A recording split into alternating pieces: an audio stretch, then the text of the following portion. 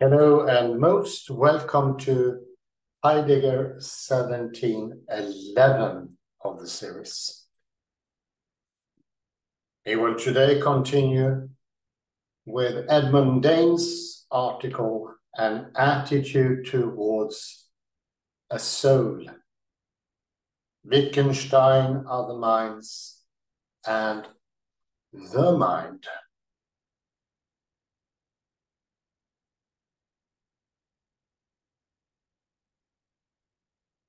We are currently at page 13.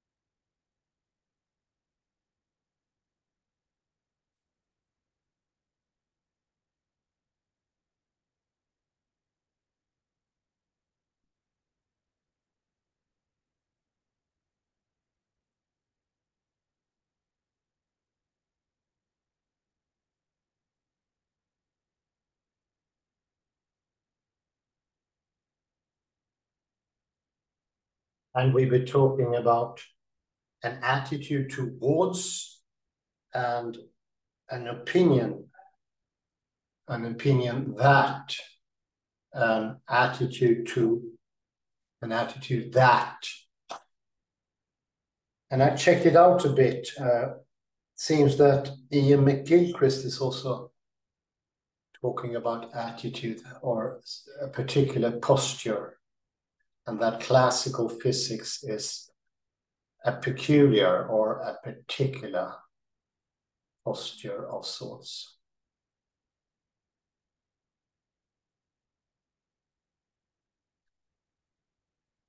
And an attitude cannot be questioned. It doesn't have a truth value, whereas an opinion has.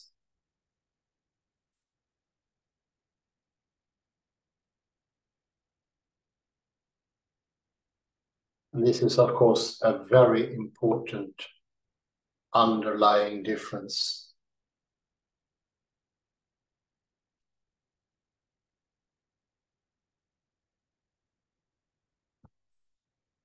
And we mention in its connection with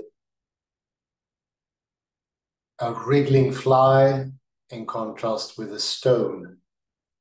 And being alive doesn't really stick. The expression is too smooth. The word is too smooth. These things have to do with that everything, language, as we say, words, our life world, is deeply connected since the beginning.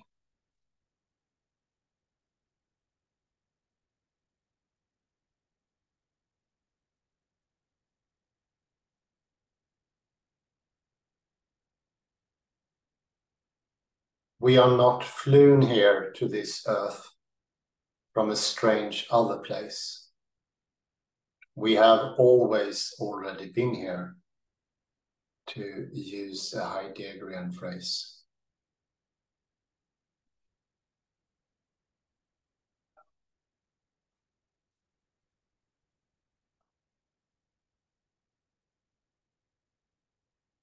And we continue where I left off in 1706.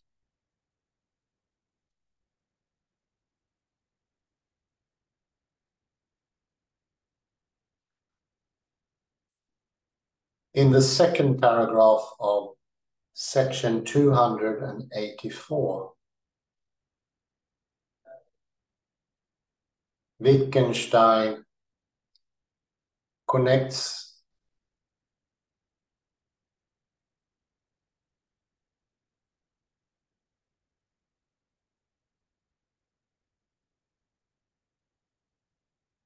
the difference between these two cases to the differences between our attitudes towards what is alive and towards what is dead.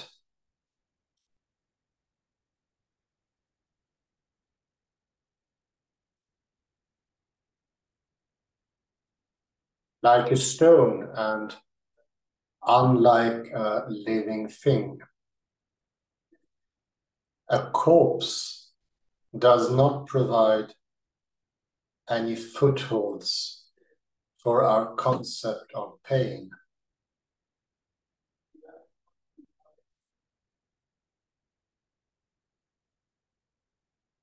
A corpse, as Wittgenstein puts it here, is inaccessible to pain.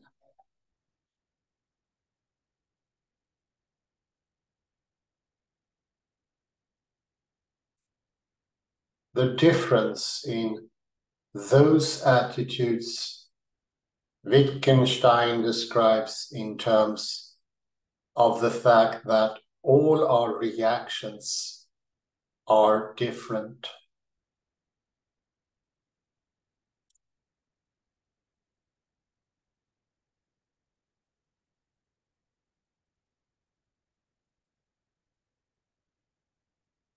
But it is not simply that we react in these ways to the living, and in those ways to the dead.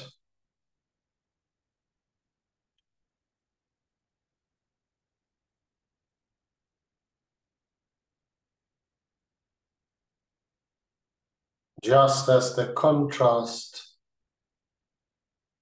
between the stone and the wriggling fly was a contrast between the kinds of foothold provided for our concepts, for our ways of making things intelligible to ourselves.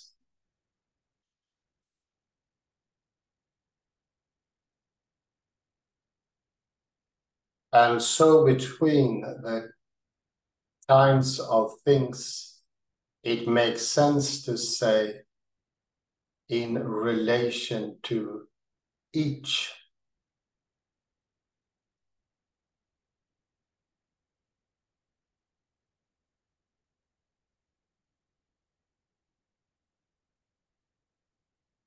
Rather than simply between what is true of each of them.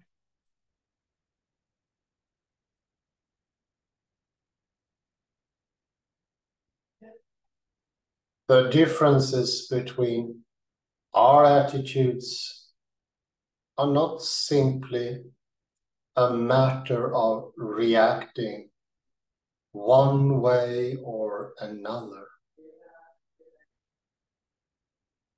but of the ways that we can react to something, of the kinds of action, the kinds of behavior that are intelligible to us in connection with it.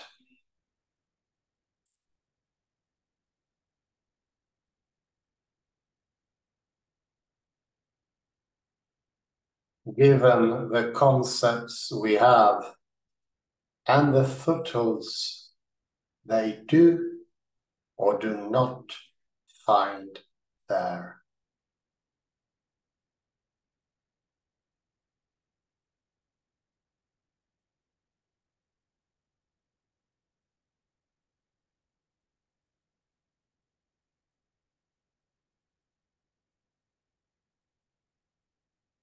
What it makes to say and what it makes sense to do are in this way intimately connected to one another.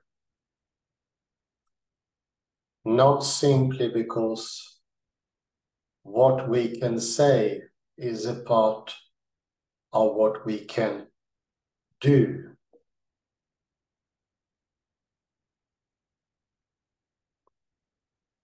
but also because what makes sense to do is a matter of what makes sense to say.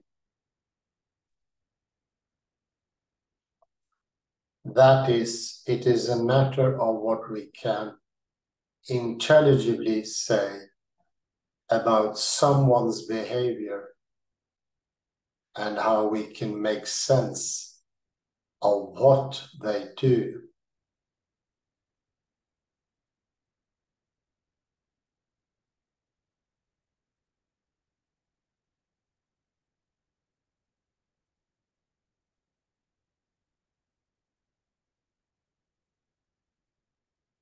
An attitude toward a soul.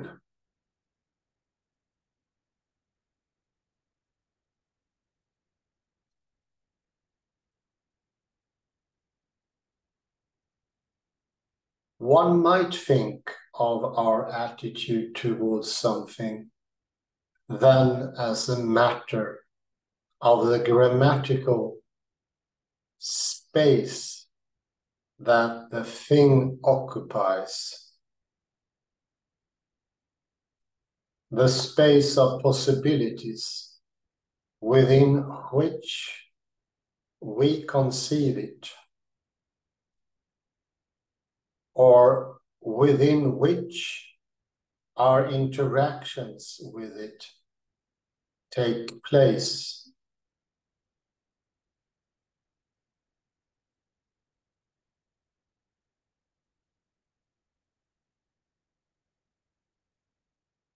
Our attitudes towards something, such as our attitude towards what is alive and to what is dead,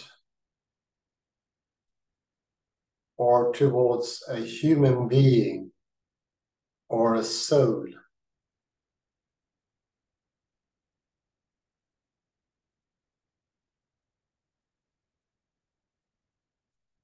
are in this sense a matter of ways in which we can act in relation to it, and the kinds of things we can say about it.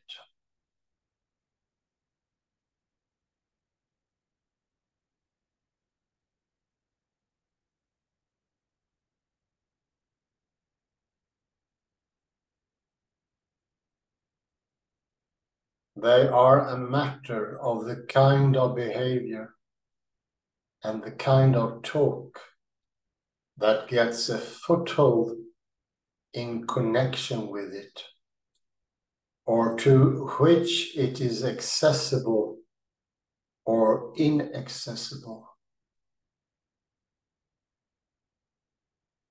or of the kinds of behavior that make sense in connection with it, and the kind of things it makes sense to say about it.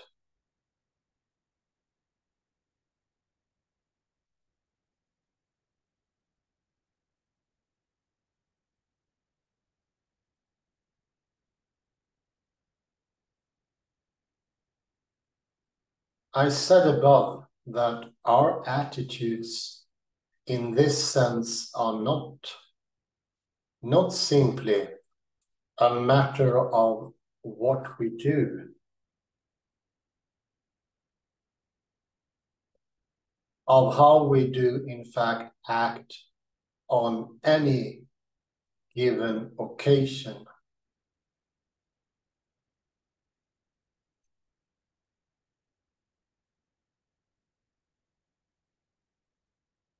but how we do actually act on some specific occasion, or how we do typically act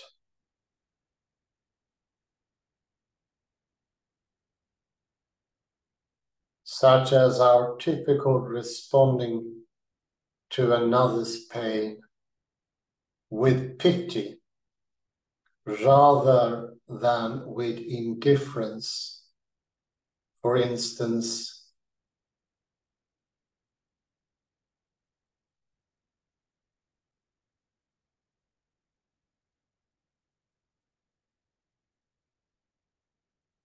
nevertheless forms a part of our attitudes in this sense.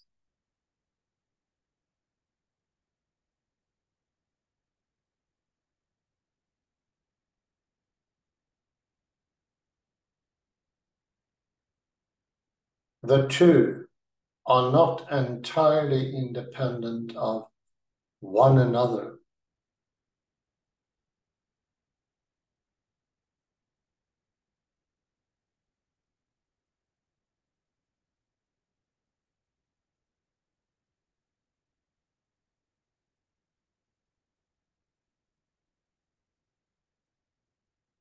And the way in which it does is so closely comparable to the way in which agreement in the judgments that we make, agreement with respect to what is true and what is false, is itself part of what makes the particular language game or form of life in which those judgments feature the particular language game or form of life that it is.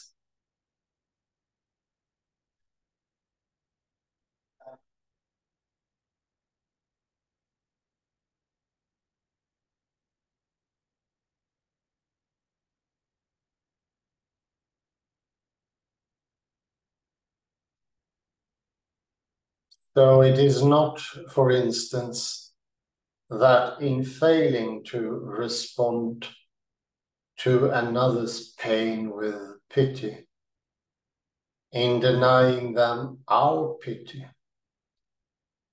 we therefore do not have as our attitude toward them an attitude toward a soul or toward a human being,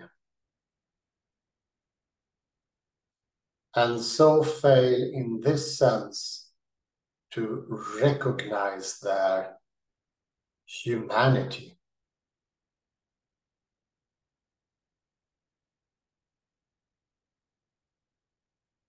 Fail to recognize them as another human being like ourselves.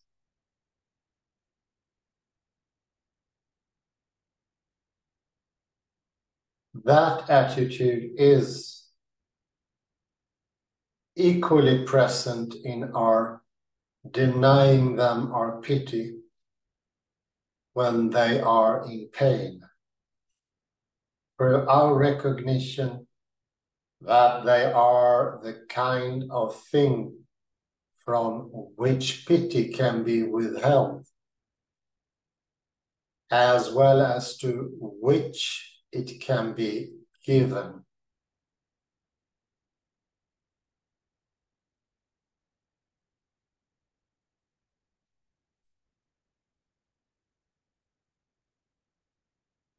How we do, in fact, behave is a part of our attitudes, not in the sense that if we do not behave in certain ways on a specific occasion, then we no longer have the relevant attitude.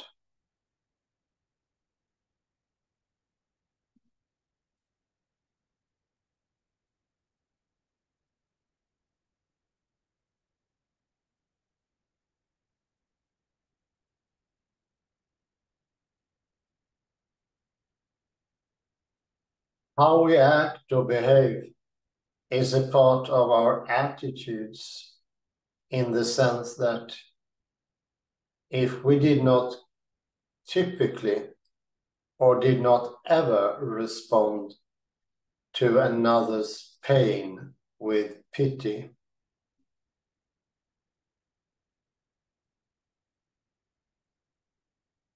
or in the ways that are characteristic of pity,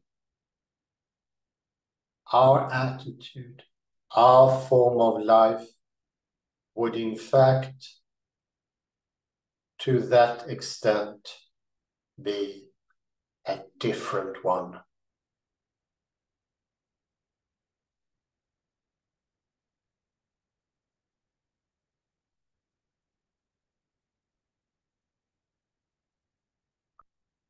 How we act or behave is a part of our attitudes, insofar as it contributes to shaping the space of possible actions or reactions in this kind of way.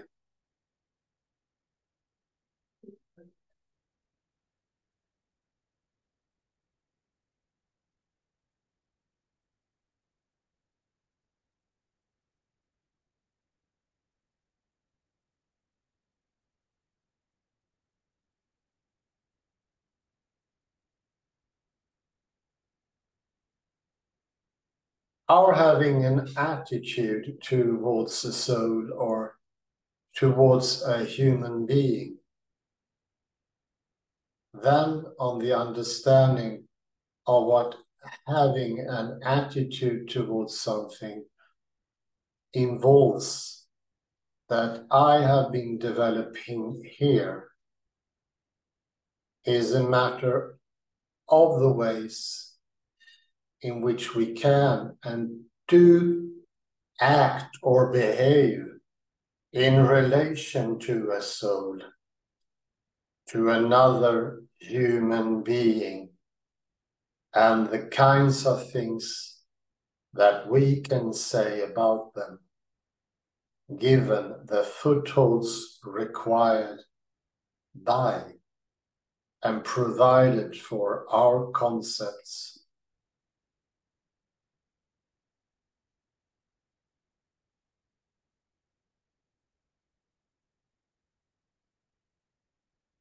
If we try to capture more fully what such an attitude consists in, however, one thing we will find ourselves doing,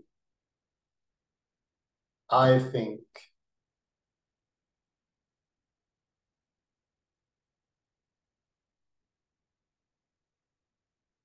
is reaching for forms of expressions that are simply empty tautologies or platitudes about the concepts that get a grip here as a means of trying to indicate the kind of grammatical space we found ourselves in.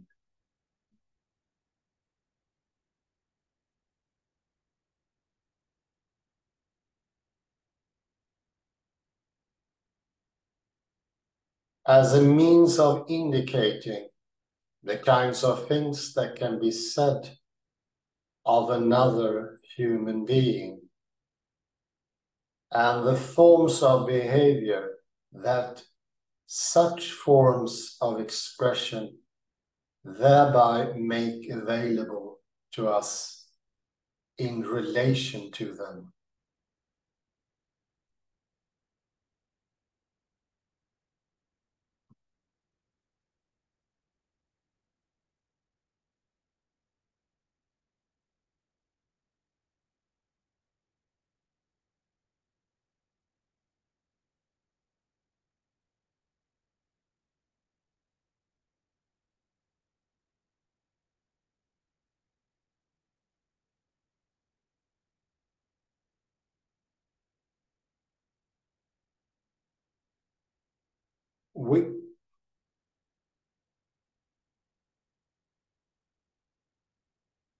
We will, that is, I think, find ourselves saying things such as that a human being is something that can be in pain or not in pain.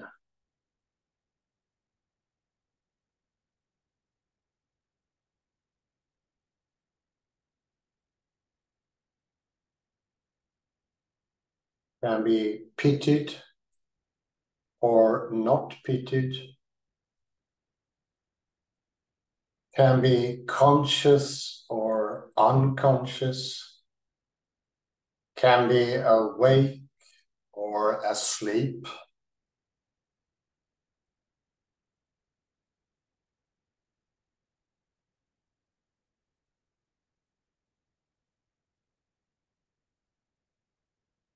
Can be fulfilled or not. Unfulfilled or not. Happy or not. Unhappy or not, etc.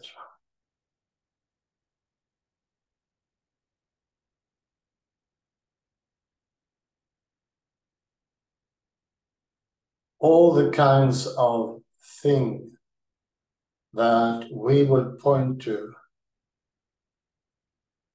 as making sense to say of a human being in this way will, of course, include forms of expression that are distinctively ethical, such as they can be good or not, evil or not, honest or not, dishonest or not, trustworthy or not,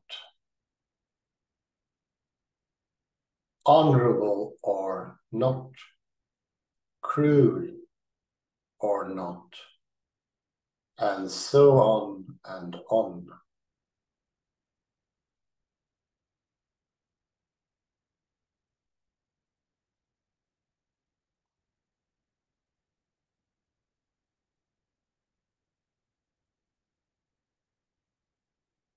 A soul or a human being on this account just is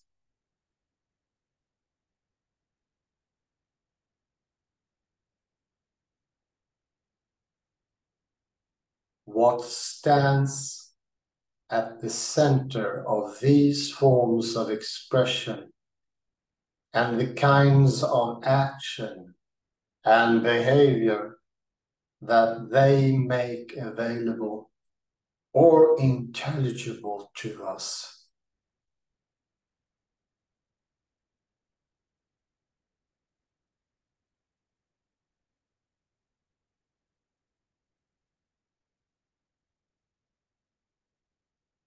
There is, in other words, an internal connection between the soul and the attitude towards the soul, or more generally, between the thing that the attitude is an attitude towards and the attitude that is an attitude towards that thing. Neither one is intelligible without the other.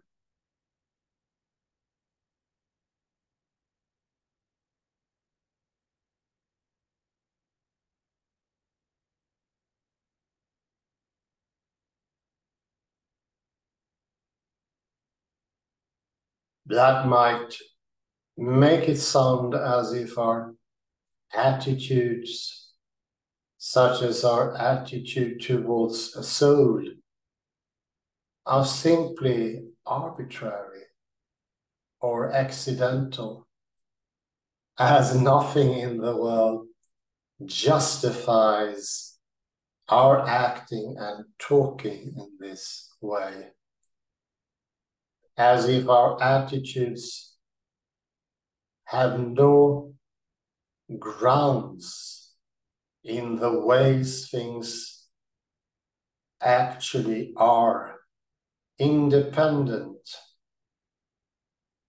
of our response to it.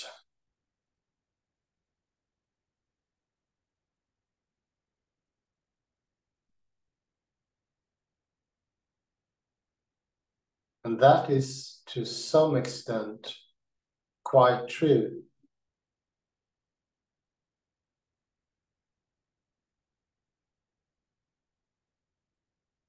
Not because our attitudes are ungrounded,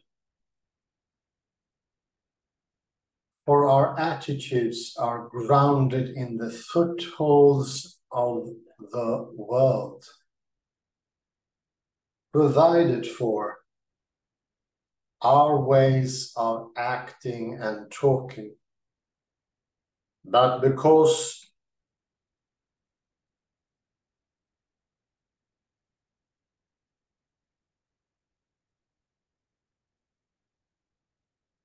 our actions and concepts and the footholds provided for them are no less internally related to one another than are, for instance, the soul and our attitude towards the soul.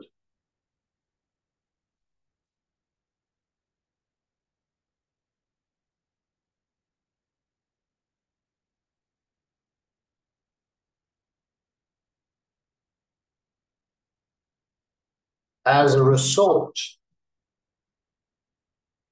the kinds of mistake one can make here, not realizing that the shape at the edge of one's field of vision is a human being, or taking the tree stump in the mist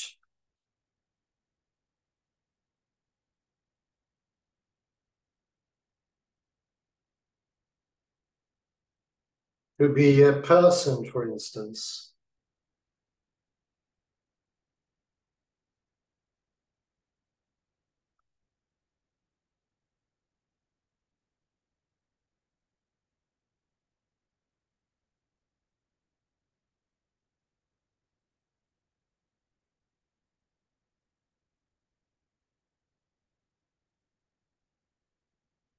Reveal themselves in a kind of failure to make sense of the world, a lack of fit between our concepts or actions and the footholds that are provided for them.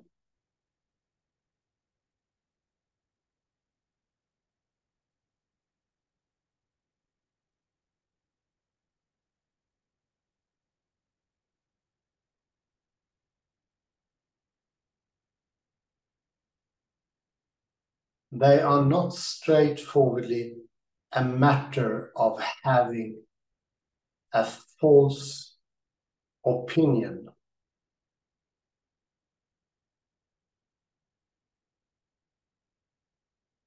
but are much more like a failure to make sense of what is around us.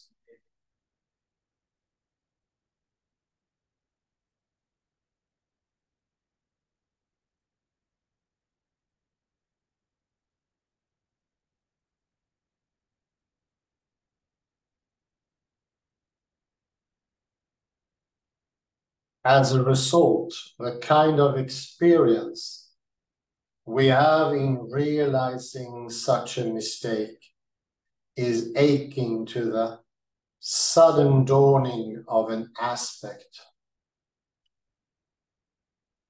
The object is suddenly altogether transformed in our perception.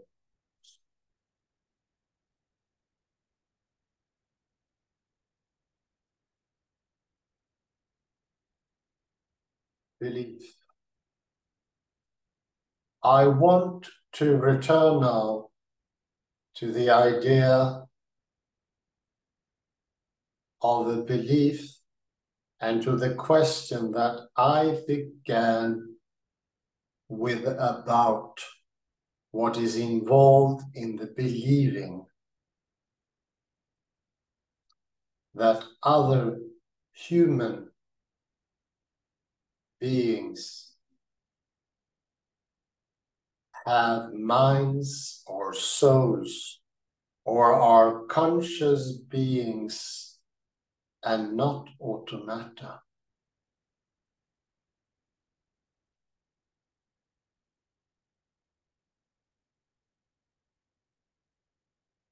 I want now to connect those issues with a discussion of the contrast Wittgenstein draws between having an attitude towards something and having an opinion about it.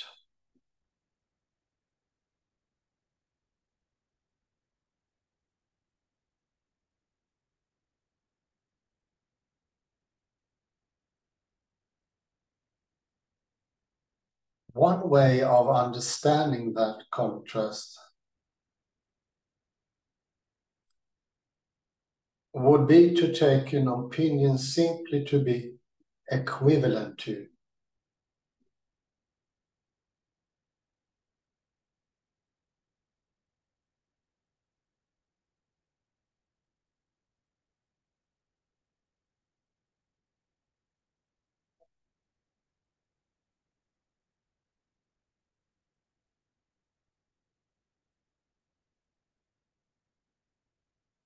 Or just another term for a belief, and so to see Wittgenstein as suggesting, in effect, that we do not in fact believe in other minds at all. Not really, in spite of how it might seem to us,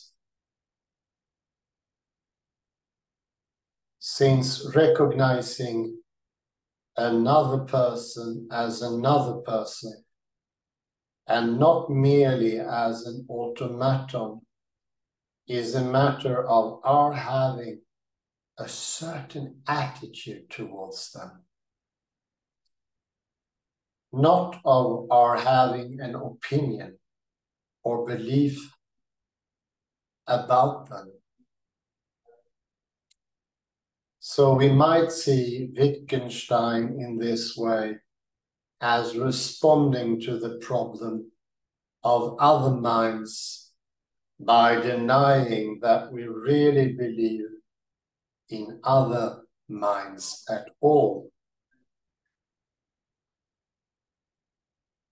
And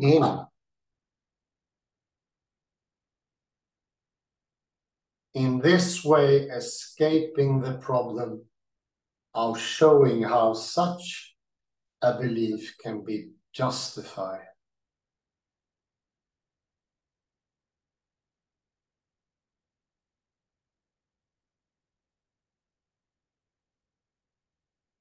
What makes it come so naturally to us to say that we believe in other minds is a matter of our attitudes, not of our opinions or beliefs at all.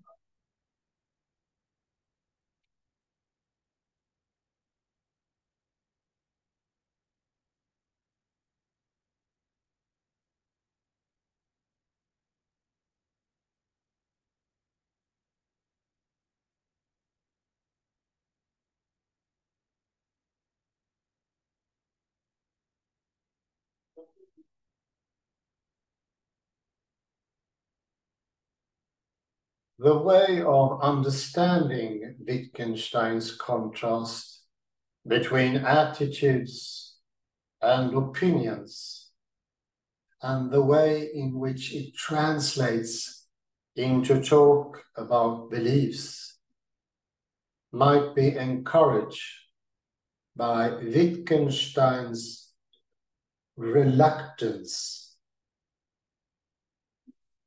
noted above, to use the word belief, both in the context of our recognition that someone is suffering and of our recognition that they are human beings, not an automaton.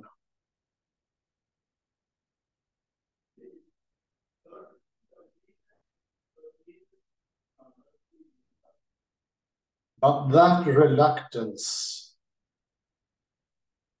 can, I think, also be understood as a reaction to the temptation which we may easily give into to assume a particular picture of what belief involves based on what is involved in the relatively simple case of having an opinion about something.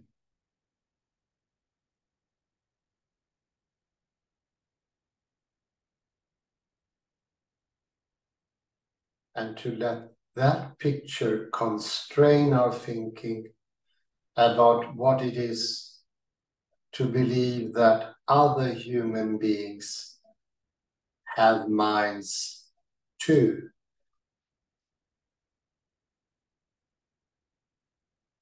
About what such a belief as a belief must also therefore involve.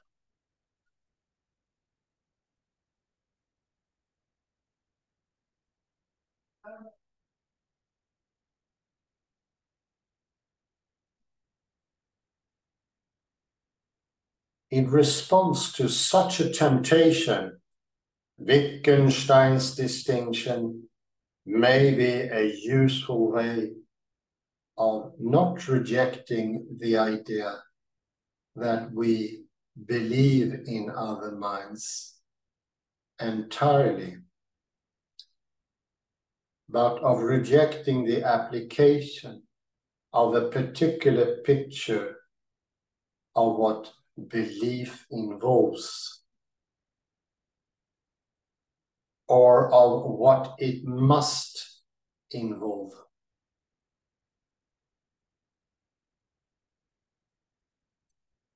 To the case of our believing in other minds.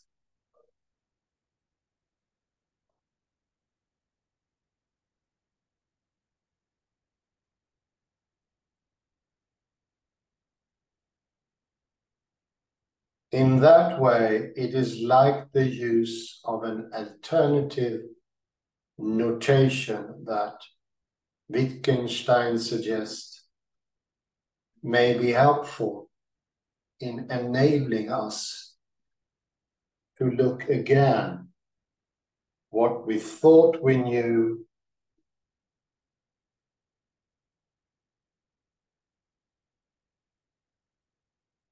in breaking the spell of those forms of expression to which we are accustomed,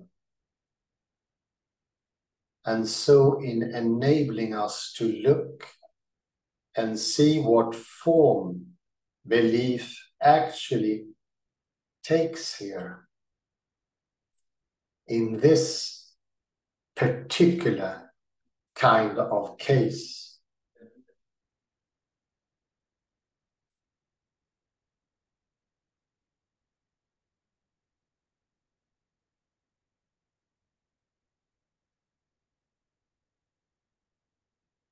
The idea that what is involved in believing in other minds is a matter of our having an attitude toward a soul.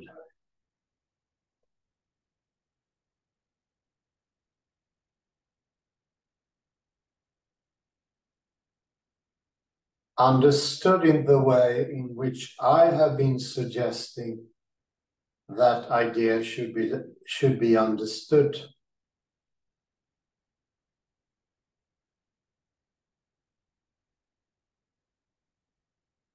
Can I think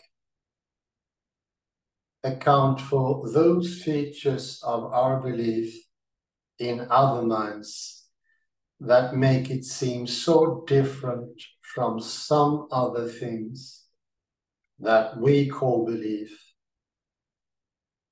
such as belief that someone so and so, my colleague, for instance, is suffering.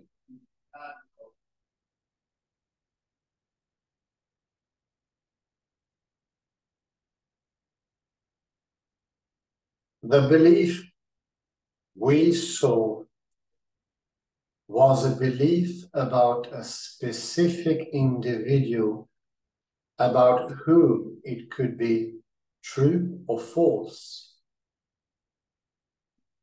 It was formed quite explicitly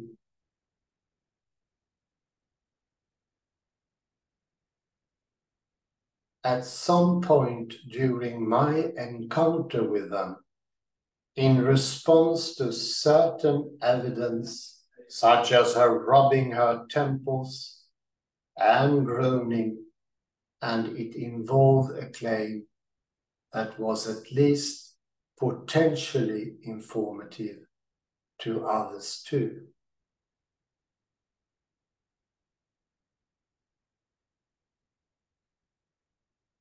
But our belief in other minds seems not to be like that.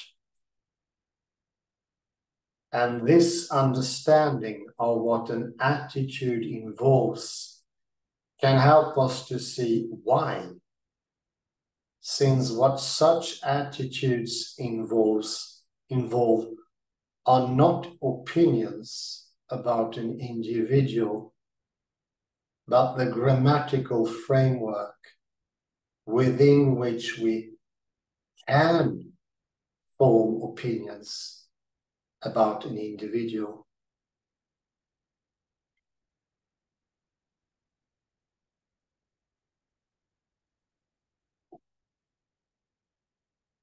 Hence, our belief in other minds does not have the same kind of specificity as an opinion. It is not a matter of our having a belief about an individual, about whom it might be true or false. Rather, it is a part of what it is to think them as an individual at all.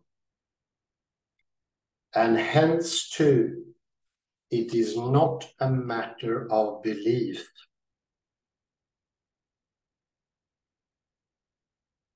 That is formed during our encounter with an individual in response to certain evidence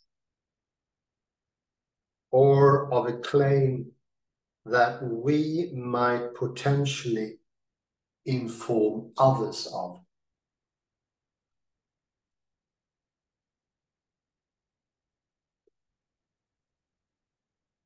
Given the differences between attitudes and opinions, the problem of other minds,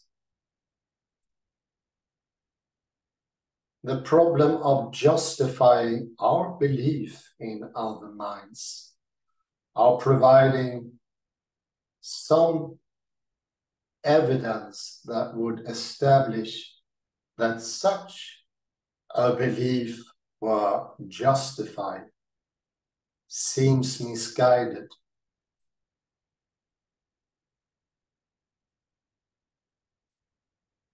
That problem is premised on the need to provide evidence that would support such a belief, but that demand for evidence belongs to a picture of belief that identifies it with the idea of an opinion.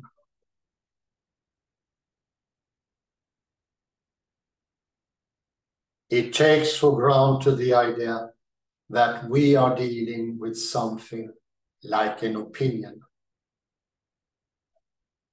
something that might or might not be supported by the evidence available to us. Don't move, stay there, and I will put a point in my paper.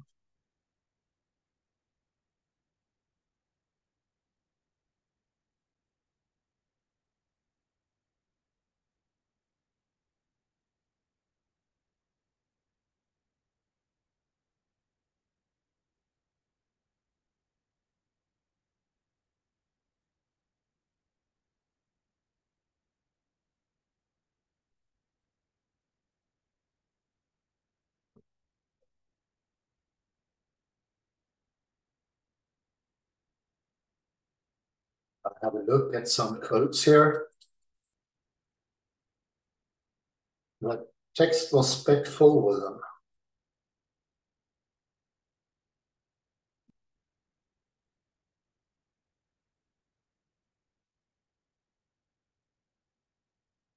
We can go to page 15.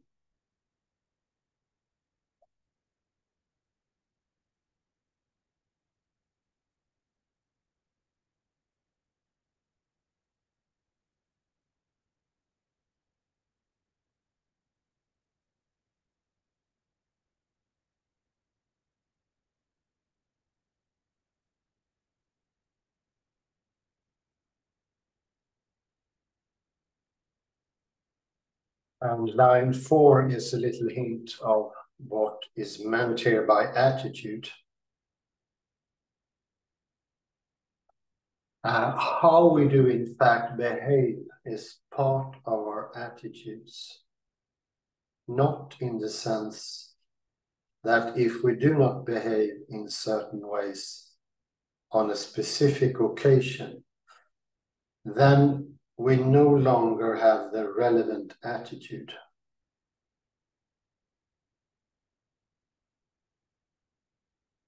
That second specification is very important and makes me think that rather hard concept to understand in Gilchrist is pretty similar actually in some instances. See attitude in contrast to opinion. Attitude is the doings. It's almost like a verb. When you meet a soulful person, your voice will be different. Your eyes, your hands, your posture, because posture can be used instead of attitude. Your whole demeanor will be different. So it's not you only that treats the other person as a soul. It is reciprocal. In the attitude, something happens back, a sort of mirroring.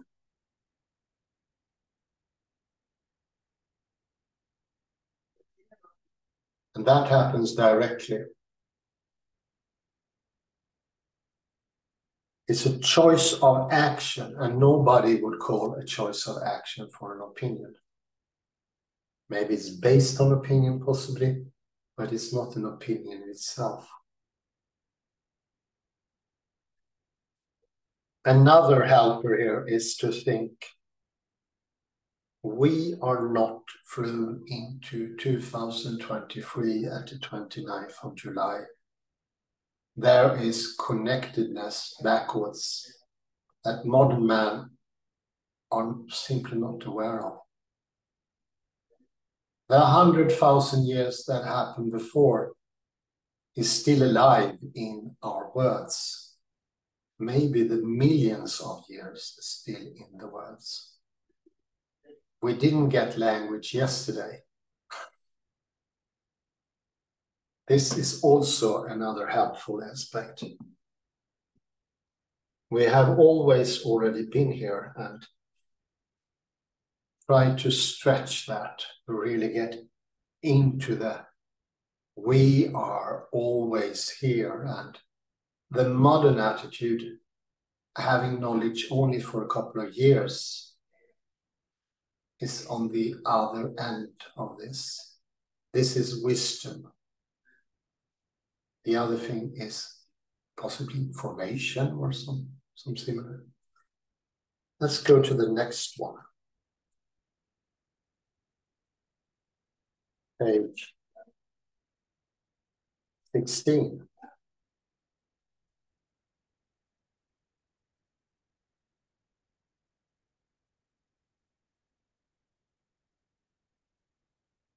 Second paragraph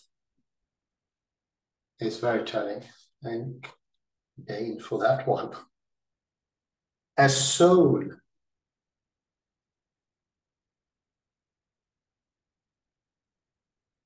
or a human being on this account just is what stands at the center of these forms of expression.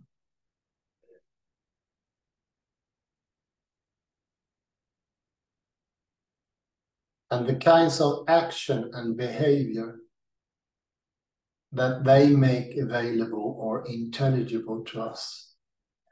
There is, in other words, an internal connection between the soul and the attitude towards the soul. Or more generally, between the thing that the attitude is an attitude towards and the attitude that is an attitude towards that thing. Neither one is intelligible without the other. I become soulful by seeing the rest of humanity as having souls.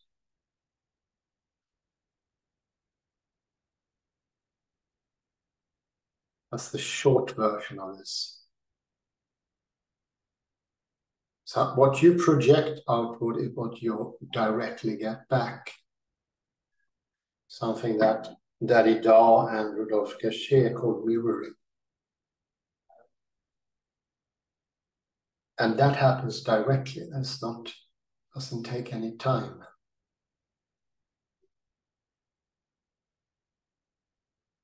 So you see, it's quite different from an opinion in every sense.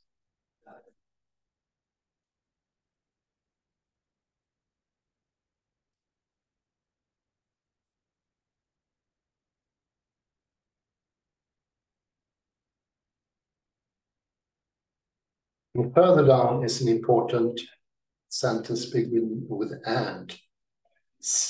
5 lines from the bottom. And it's about the ungroundedness of the attitudes.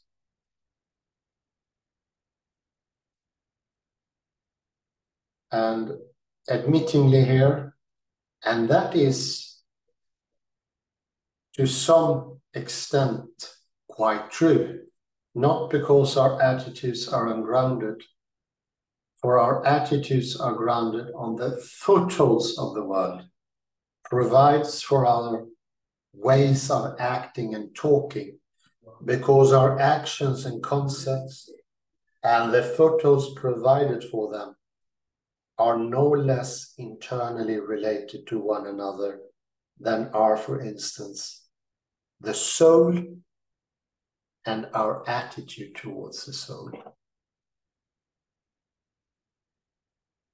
So if the attitude of souls changes, you lose your soul as well. It is not a thing that is glued to your system. It's not the pineal gland of René Descartes. It's not something somebody proposed 50, 60 years ago, that the soul weighs 4 grams. The soul is the attitude that mirrors directly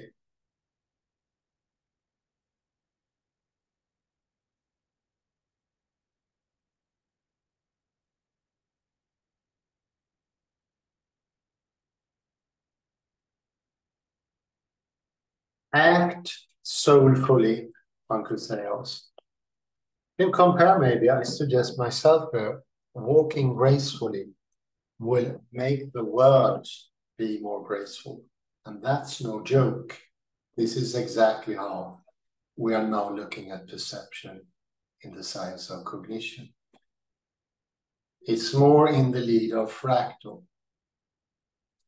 Very few scientists in cognition are thinking of objects out there anymore. Like everything, all statements were in the form of belief or opinion, sorry, more correct, opinion.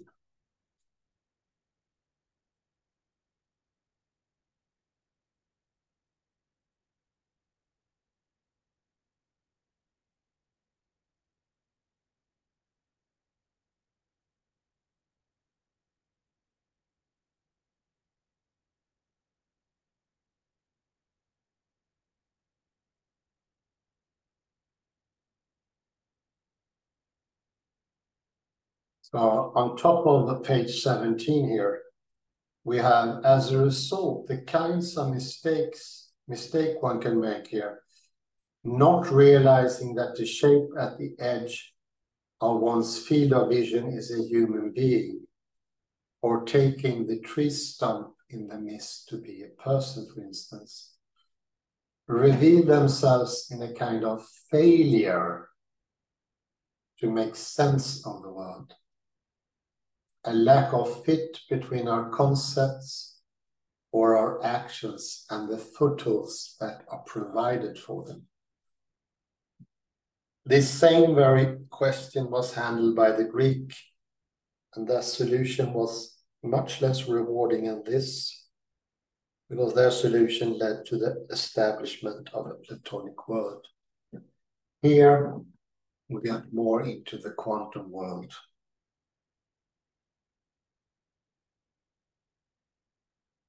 It's a lack of fit, it's a lack of skill. We haven't seen falsely. There was no visual object that wasn't correct. We made sense of the world, and then there was a slight change in the ambigram, the duck rabbit. But that doesn't mean that the original, think of the duck rabbit as one thing. This is the idea of it. It still remains. But in a way, it looks with an other aspect. And this other aspect is exactly to what Dain is pointing to here.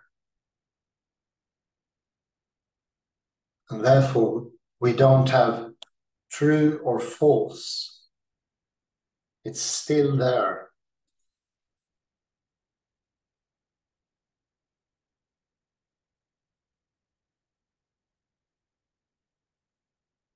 Page 19.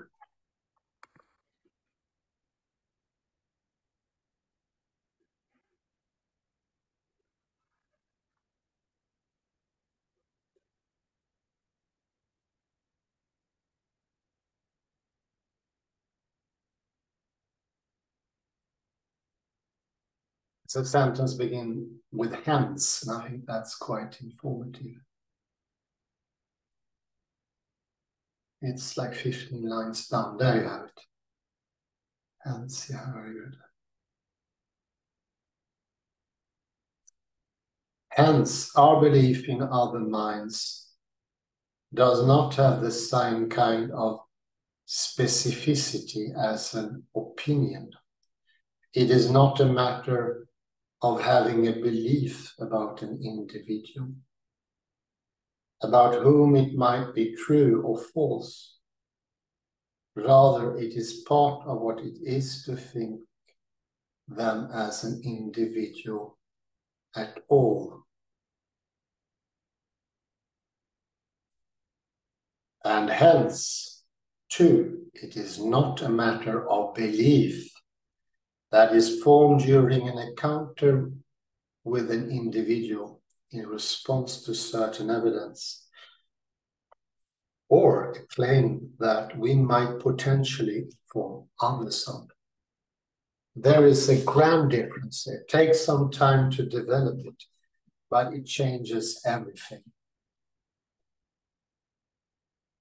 And once we rid us the problem of belief or attitude towards being opinion, we rid us of this massive problem of soul, of humanity. And of course, it has plagued philosophy for at least the last 2,500 years. And still does to this day. Maybe some comments, Kalle? Hello, do you hear me? Yes, I can hear you perfectly now. Good. Let's Keep go to that page. tone of the voice. Let's go to page 16. And you already read this phrase. Let me repeat it.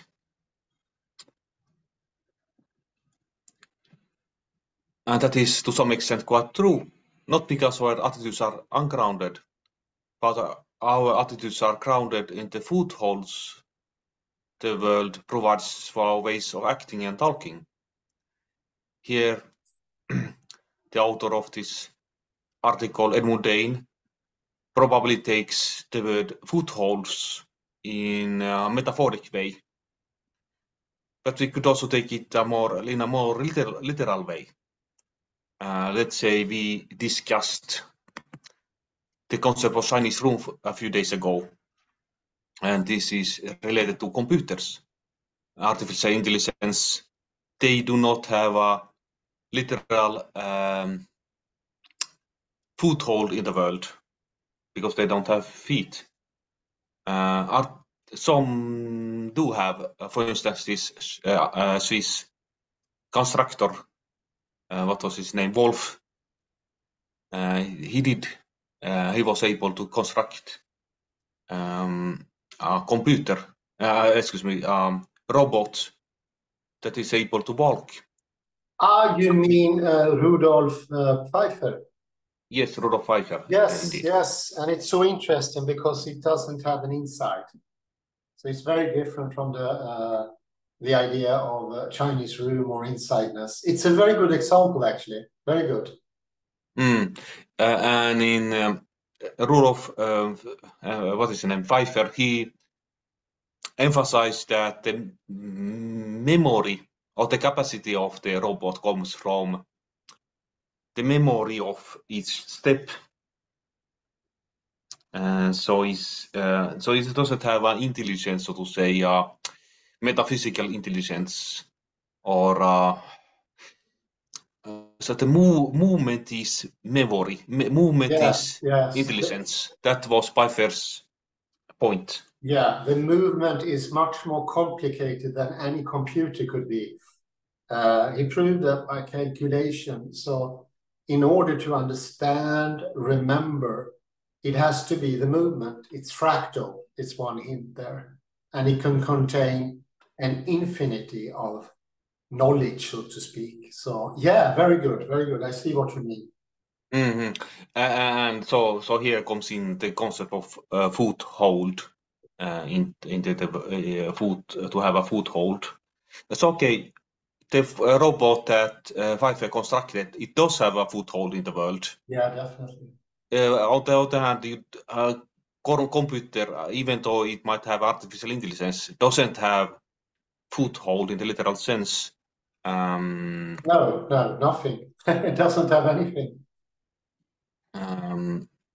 although they might construct robots with artificial intelligence, and there perhaps are already computers with robots work, but they still need to have a literal foothold in the world. But also, okay, they might have a literal foothold in the world, but not metaphorical. So to say, they don't. The literal and metaphorical goes into one another always. Weaved. Very well. But Chinese room, as you can see here, it holds that a digital execution program cannot have a mind, regardless of how intelligent or human-like the program may make the computer behave. So the computer doesn't have, according to this Chinese room argument, a computer doesn't have a foothold, neither metaphorical or nor literal. Exactly, and one can also say that Pfeiffer's robots or androids, they have an attitude because they are constructed in having an already idea of the world, so to speak, a bit exaggerated, but they do have an idea of the world in their movement, and the movement is changing as it learns. But the original direction, their personality remains. They just get more complicated and more broadened.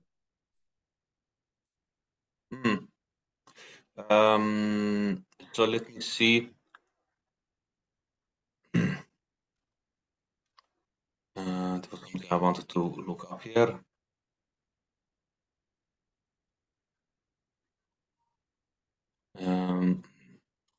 So the argument is very vast. Let me see.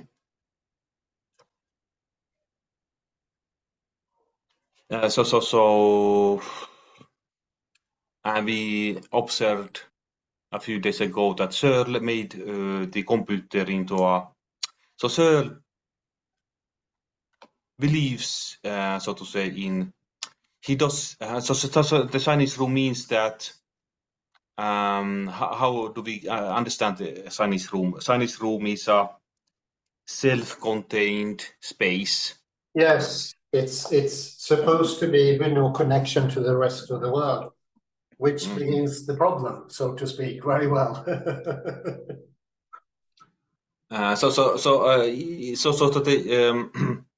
So why is it called Chinese room? So you place a computer there. It does have connections outside of the room, of course. But it doesn't, so to say, it doesn't have intelligence, because intelligence must always be grounded in memory and in walking, as Pfeiffer pointed out. Yeah, definitely. Being in the world is not being, one could say like this to make more sense, being in the world is not being fixed to the world, because nothing inside the computer is participating in the outside. It is in the chips and everything. And there begins the problem. Actually, so the Searle's thought experiment, so a computer can learn Chinese, but as to quote Wittgenstein's saying about the lion, even if this lion could talk, we wouldn't understand it. No, exactly. So here, even if the computer speaks Chinese, we will never understand it, or rather, the computer will. I don't think that computers will. Okay, computers might understand us, like a lion can understand us. The lions in the jungle knows that we are walking there, but we will never understand lions, I think, because they have a lot different life world. Hans. Yeah, that will be moving. For instance, in Pfeiffer's machines, he made different machines. Mm. Some of the machines are interacting with each other, while some do not interact. They interact with another group. So one could see that as the start of language game or life worlds. And quite strictly, they don't understand each other. So, for instance, in the Chinese room example, the machine can speak Chinese, but can it be in Peking? Can it walk the streets of Peking, have sushi or whatever? Can it make business with other people? Can it go for weddings and so on and so on? And the answer is, of course, no. That begins the problem. So it's the Chinese room is incredibly good at simulating things. But since it's not in the world, the problem begins.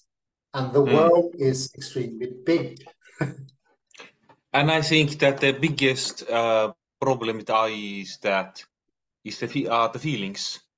So you will never have a computer who can become a Mozart or a Wagner or whatever. So they don't. It's highly unlikely, I would say that too. But perhaps we should stop there. I have to go soon. Yes, this is perfect. It was fun. Thank you very much, Kalle Lundahl. Thank you, everyone, for participating, listening in. Have a nice morning, day, afternoon, wherever you are. Bye-bye for now.